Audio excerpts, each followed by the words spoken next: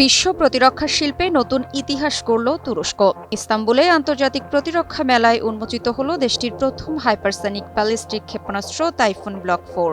রকেটসানের তৈরি এই ক্ষেপণাস্ত্র কিভাবে তুরস্কের সামরিক শক্তিকে আরও বাড়িয়ে দেবে তা নিয়ে ইতিমধ্যে শুরু হয়েছে আলোচনার ঝড়। সংবাদ মাধ্যম আনাদুল এজেন্সির মাধ্যমে জানা যায় ২২ জুলাই ইস্তাম্বুলে শুরু হচ্ছে ৬ দিনব্যাপী IDEF 2025 ইন্টারন্যাশনাল ডিফেন্স ফেয়ার। এটি তুরস্কের সবচেয়ে বড় প্রতিরক্ষা প্রদর্শনী। ঠিক এখানেই ইতিহাস গড়ল দেশটির প্রতিরক্ষা শিল্প।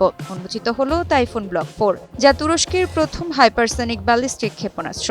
টাইফুন ব্লক 4 টাইফুন ক্ষেপণাস্ত্রের হাইপারসনিক সংস্করণ। ৭ টনেরও বেশি ওজনের এই দীর্ঘ পাল্লার ক্ষেপণাস্ত্র বহুমুখী ওয়ারহেড সহ বিমান প্রতিরক্ষা ব্যবস্থা, কমান্ড সেন্টার, সামরিক হাঙ্গার সহ অসংখ্য কৌশলগত লক্ষ্যবস্তুতে আঘাত হানতে সক্ষম। এটি তুরস্কের প্রতিরক্ষা শিল্পে নতুন মাইলফলক। এছাড়া মেলায় উন্মোচিত হয়েছে আকাটা, যা ৮ মাখা জাহাজ বিরোধী ক্ষেপণাস্ত্রের সাবমেরিন লঞ্চ সংস্করণ। এর পাল্লা ২৫০ কিলোমিটার।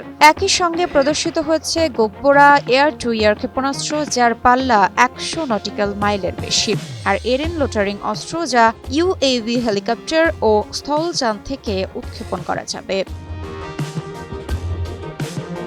এবারের ১৭তম আন্তর্জাতিক প্রতিরক্ষা মেলায় অংশ নিয়েছে ১০৩ দেশের মন্ত্রী, কমান্ডার ও শীর্ষ কর্মকর্তারা, যেখানে ৪৪টি দেশ স্টল দিয়ে বসেছে। আর প্রদর্শনীতে রয়েছে ৯০০টিরও বেশি দেশীয় এবং ৪০০টিরও দেশি বিদেশি প্রতিরক্ষা সংস্থা।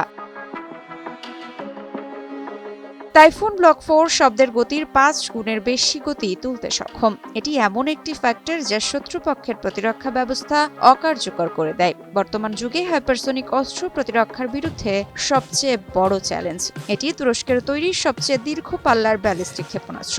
অর্থাৎ শুধু তুরস্কের সীমান্ত নয়, ভূমধ্যসাগরে মার্কিন ঘাঁটি, গ্রিসের সামরিক অবকাঠামো, এমনকি মধ্যপ্রাচ্যের গুরুত্বপূর্ণ পয়েন্টগুলো এর আওতায় আসবে। একই সঙ্গে একাধিক কৌশলগত লক্ষ্যবস্তু ধ্বংস করতে সক্ষম। এর মানে একবার আঘাত হানলে শত্রুপক্ষের যোগাযোগ ও প্রতিরক্ষা নেটওয়ার্ক ভেঙে পড়বে। বর্তমানে হাইপারসনিক ক্লাবে রাশিয়া, জিরকন, চীন, DF-17 এবং যুক্তরাষ্ট্র রয়েছে। তুরস্কের যোগদান নতুন ভূরাজনৈতিক সমীকরণ তৈরি করবে, ন্যাটোতে বিভক্তি বাড়াবে। যুক্তরাষ্ট্রের অনুমোদন ছাড়াই এ ধরনের প্রযুক্তি অর্জন ন্যাটোর ভেতরে আস্থার সংকট তৈরি করবে।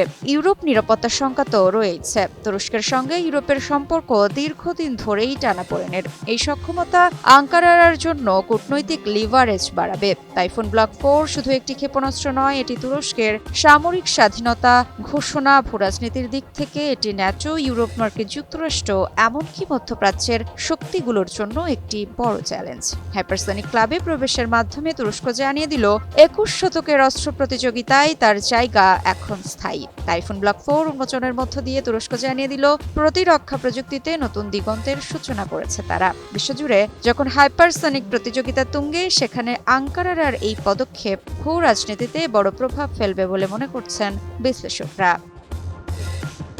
মৃত্তিকা সিনহা বিশ্বাস, নিউজ 24।